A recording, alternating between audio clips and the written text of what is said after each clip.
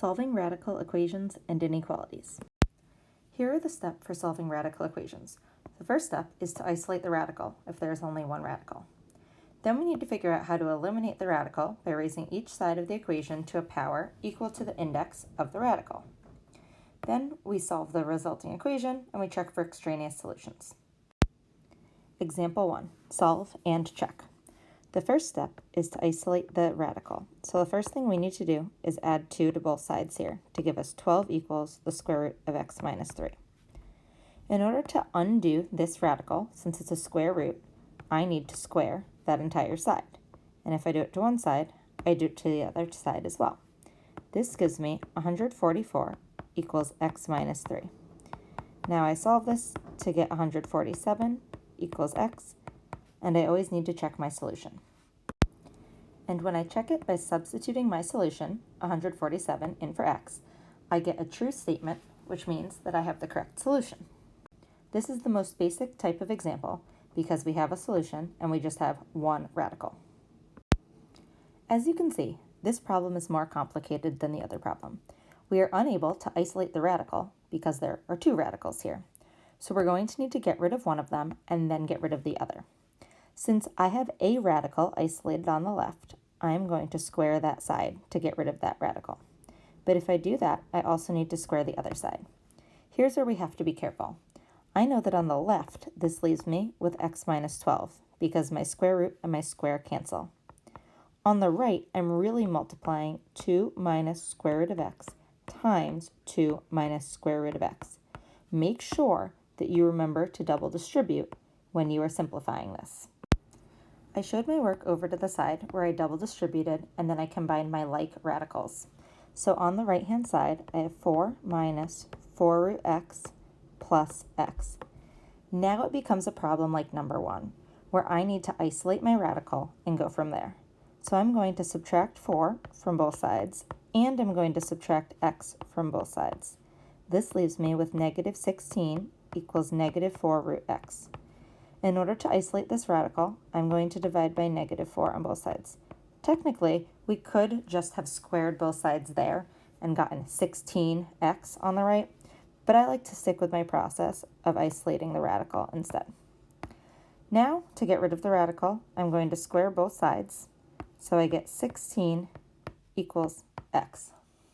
I, of course, need to check to see if this is a solution or if it's extraneous. When I substitute 16 into x in both of my radicals, I get 2 equals negative 2.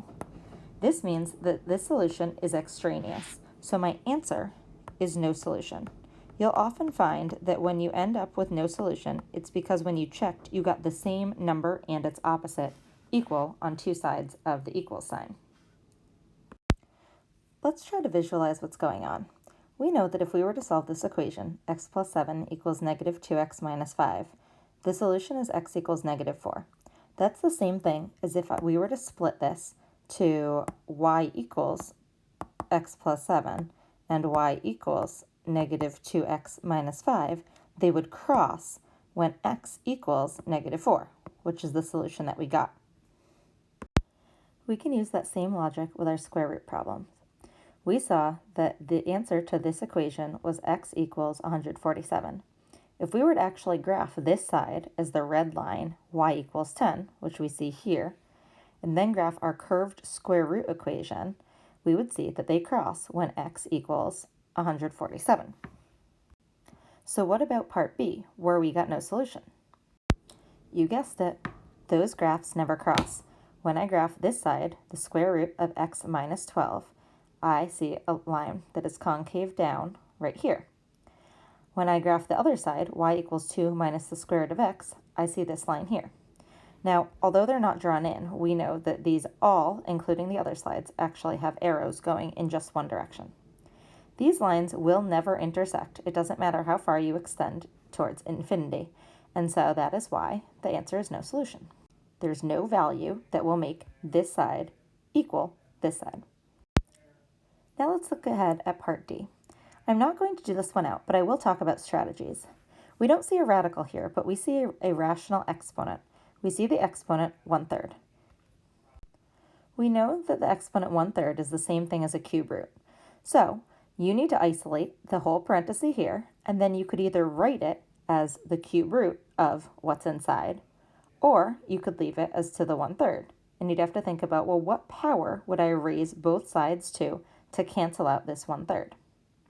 Other than that, this is the same type of problem that we've already seen.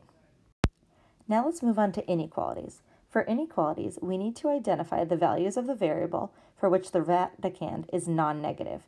Basically, we're accounting for the domain. We already accounted for that with equalities or equations when we checked for an extraneous solution. But now that we're working with regions and inequalities, we need to account for that whole region, so we have to test for when the radicand is non-negative, but of course, only for an even index. Then we solve the inequality algebraically, and then we test values in each region to check our solution. Let's do example 2, part A together. The first thing we need to do is test our domain. So we know that 3x plus 3, or the radicand, has to be set greater than or equal to 0. So our domain is going to be x is greater than or equal to -1. Then we need to solve the inequality itself. And so we're going to first isolate the radical and then square both sides to get rid of the square root and figure out where those two sides are equal to each other. And we get x is less than 26. So we're going to make a number line with the numbers -1 and the number 26, and we're going to test a point in each of these three regions to see which regions make the inequality statement true.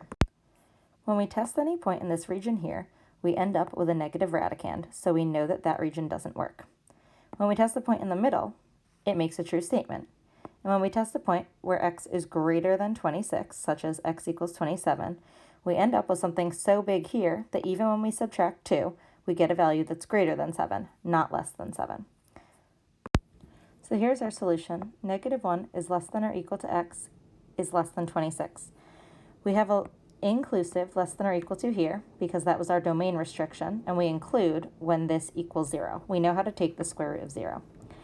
The original sign was not inclusive, so if we were to actually put 26 in, we know that that would be when the left side and the right side are equal.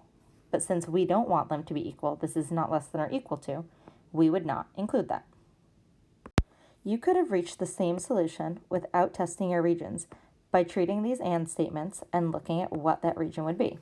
So since it's an AND statement, we need values that make both of these things true. And so the only overlap here would be this. Same solution we got before. Let's do one more together. We can see that this will also be more complicated than the one we've seen before.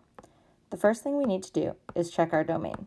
And in this case, since we have two radicals, we have two domains that we have to restrict.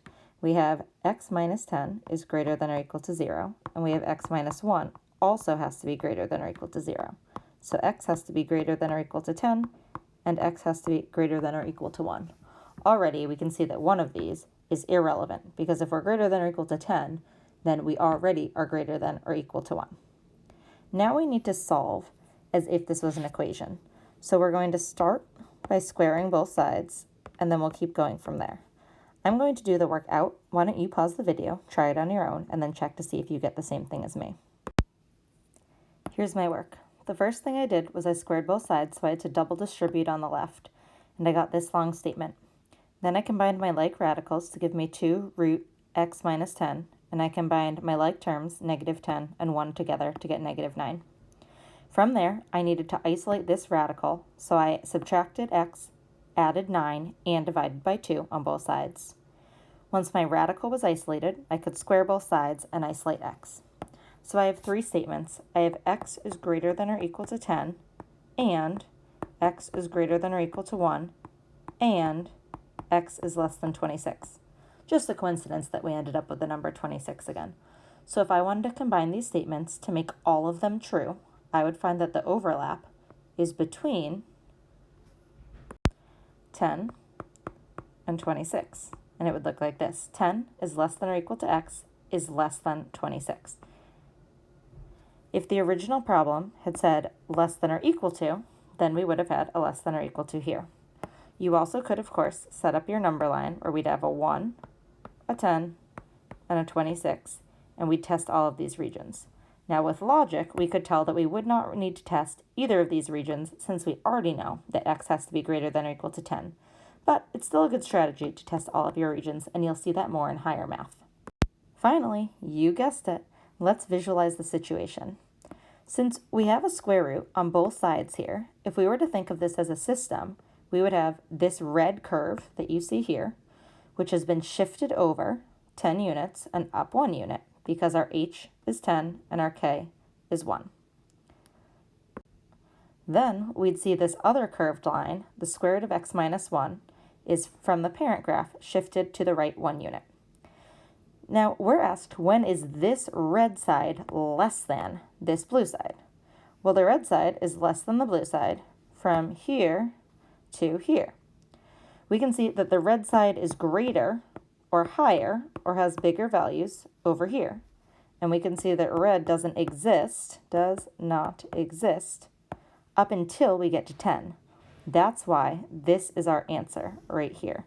We would have an open circle here and a closed circle here. And if you think about it, it's because on the left side, this value is in fact less than this value. On the right side, they're equal to each other. And since our inequality was less than, it doesn't hold true. Thanks for watching.